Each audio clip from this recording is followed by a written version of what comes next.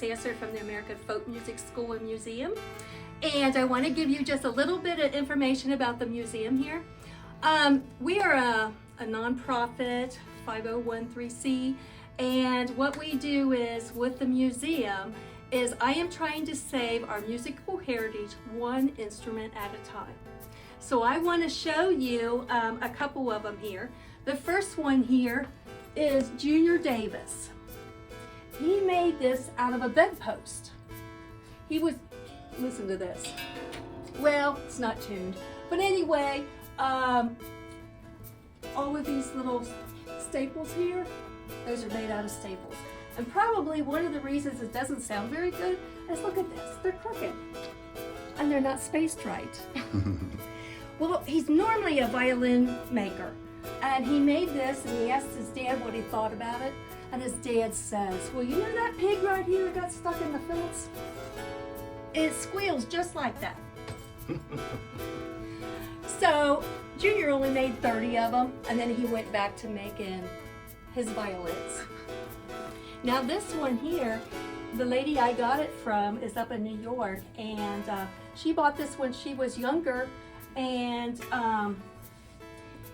here's a letter. She sent me the letter that came with it. Her and Edd Presnell conversing back and forth all the time about the price of it. And he was a, North Carolina has this artist of the state thing, so he became part of that. Craftsman, a craftsman. And then I have this, I find this very interesting. It was made probably around the 1900s. This is a Virginia style. The Virginia styles, you always know they're the elliptical. They have usually a D here. It could be solid or it could be through, and it's very deep. And you can tell it's old because look at these pegs here. They're already cracking. And he put his holes right square through the frets instead of over here. So I thought this was really interesting too. But I gotta show you the one that started the whole museum. Steve Schock lives up in Columbus, Ohio, and he donated this to me. And this is a John Tignor, and John Tignor is the third dulcimer maker in the state of Kentucky. And it's a different kind of a style because this is also a John Tignor, and look how it's thinner. But you always know a John Tignor when you see the clover leaf holes. That is his symbol for that. But the thing that was interesting about this was the case. It looks like a coffin.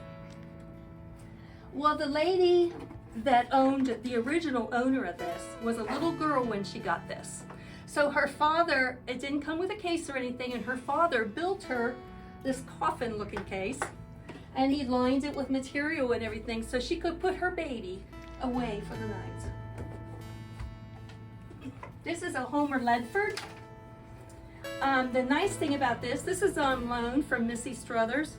The reason I like this one is because it was made, the top was made from a yellow poplar tree, and it's from Berea College, and it was from the Howard Hall dormitory, which was built in 1867.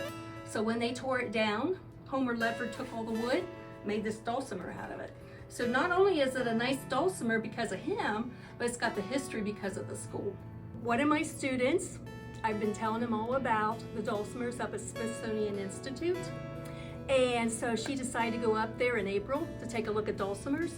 And come to find out she couldn't find one anywhere in this museum. And so she talked to them, and they said, oh, we packed those all up and they're in freight boxes stuck in a warehouse somewhere. This is one of the reasons why we have this museum and why I'm trying to save our history. So the museum is open the last Sunday of every month, unless it's a holiday, and it's from 3 to 5. You can come in and see it, and there's no charge. We just have a donation pot out there if you want to donate.